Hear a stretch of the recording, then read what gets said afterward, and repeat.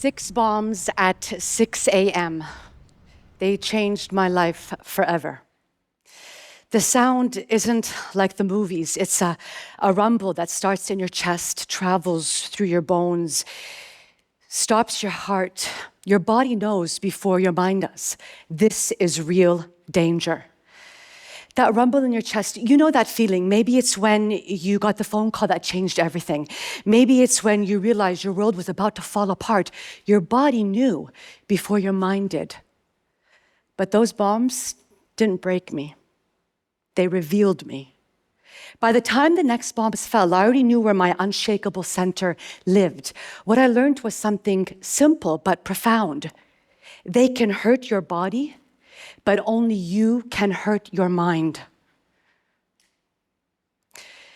By the time the next bombs fell, it was too much for me.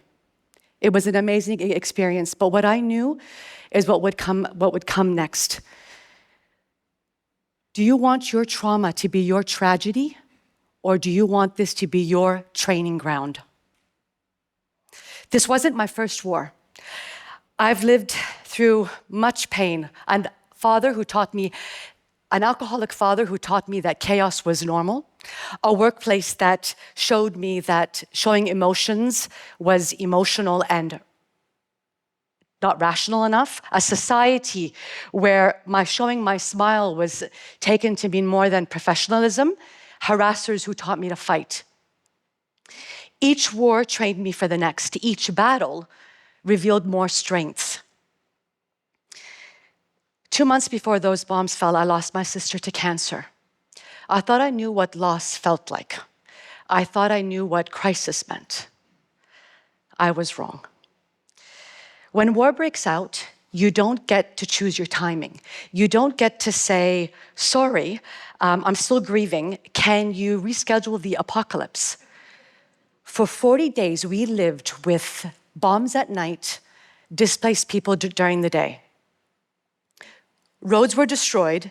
Food trucks couldn't get in. We didn't know if we would eat tomorrow. When the Australian embassy called us to evacuate, we were given one small bag. One cabin bag for 2 children and everything that might matter. What do you pack when you might never see home again? I packed soft buns. Not documents, not jewelry, soft buns in case my children got hungry. We said goodbye to my husband, not knowing if we'd ever see him again, while on the evacuation ship crawling at 8 kilometers per hour in case of being bombed. I faced the choice that every human faces in a crisis. Will I let this moment define me, or will I let this moment design me? When panic tried to hijack my mind, I controlled my breath. 4 in, hold 7, out 8. When fear whispered, you're powerless, I chose to create games for my children. I became a bear and a lion at once. Fierce, calm, unstoppable. But those bombs didn't break me. They revealed me. Now I know what you're thinking. You're thinking, that's a bit extreme. I'm never going to face bombs falling. But here's what I discovered. What I discovered is that every person in this room is living through their own war. The only difference, your bombs are silent. Your silent bomb might be living with domestic violence in silence. It might be dealing with bullying from peers. It might be studying full-time while working night shifts in order to survive. Those feelings that rumble in your chest, heart-stopping, they hit just the same. And what worries me is when people use the words trauma and trigger to shut down difficult conversations instead of to beginning them. It's as if using these words is a way of ending things instead of growing. When we use our pain as a wall instead of a foundation, we're not protecting ourselves. We're creating our own prison. What if we were training ourselves instead? When everything falls apart, you can ask yourself, why me? Or, what is this strength calling me to discover? Each answer is totally different. The choice This choice is in your hands. I've written Rise on my hand because the power to transform my life is always within my grasp. This framework saved my life, and I know that it can save yours. R, refuse. Refuse the victim story.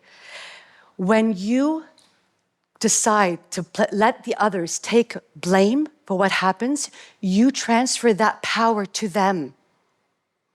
You can build yourself and reshape your life, even if it feels out of control. What's the story that you want to tell yourself? Ignite. Ignite your unshakable power. Your breath is like a remote control for your mind. When you take control of it, you can handle anything. We tend to forget an absolute truth. You're the master of your inner world. Nobody can touch that. Your breath is a built-in reset button, more powerful than any pill, more reliable than any cure. From here, you can handle anything. S, surge. Surge with your strongest self. Your brain can absorb new information. It can evolve to manage new challenges. Every time you choose to answer differently, your mind is creating new connections. It all starts from shifting I can, I have to I will. E, evolve. Evolve as the strongest self that you can become. Negative experiences can provide recognition of strength, new possibilities. Don't go back to the person you were before. That person won't be able to handle what you handle now. When I felt most powerless, I discovered that the most important power lives right here. The power to choose what my pain means. One step at a time, I can rise. Your trauma, whatever it is, whenever it comes, is not the end of your story. It's the prologue to discovering who you were always meant to become. Write Rise somewhere you will see every day. Because when your bombs fall, and they will fall, remember this room. You can't control what happens around you, but you have absolute command over what happens within you. So when your world shakes, remember to rise, because it's not about how you survived your story. It's about how you transform it. Your story isn't over. It's just beginning. So when your bombs are falling, your strength is waiting. So choose to rise.